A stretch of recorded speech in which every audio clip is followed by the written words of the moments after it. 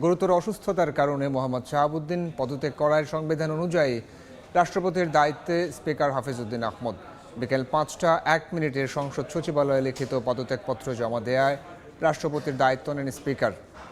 বিকেলে রাষ্ট্রপতির পদত্যাগপত্র গ্রহণ পরবর্তী সংবাদ সম্মেলনে হাফিজউদ্দিন আহমদ রাষ্ট্রপতির পদত্যাগের বিষয়টি নিশ্চিত করেন।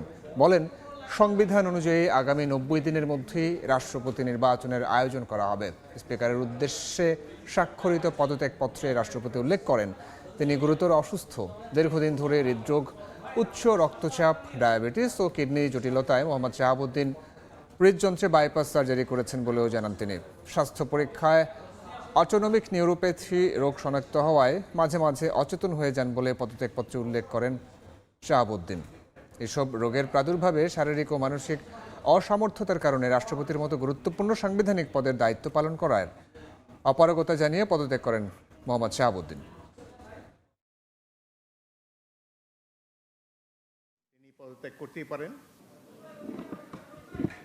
তিনি গুরুতর অসুস্থ, হৃদরোগ, উচ্চ রক্তচাপ, ডায়াবেটিস ও কিডনি জটিলতায় তিনি ভুগছেন। এসব রোগের প্রাদুর্ভাবে এবং শারীরিক ও মানসিক অসমর্থতার কারণে রাষ্ট্রপতির মতো গুরুত্বপূর্ণ সাংবিধানিক পদের দায়িত্ব পালন করা তার পক্ষে সম্ভব হচ্ছে না। তার দীর্ঘমেয়াদী চিকিৎসার প্রয়োজন। এই কারণেই তিনি স্বাস্থ্যগত কারণে পদত্যাগ করেছেন এবং বাংলাদেশ জাতীয় সংসদের স্পিকার হিসাবে এই পদত্যাগপত্র আমি গ্রহণ করেছি।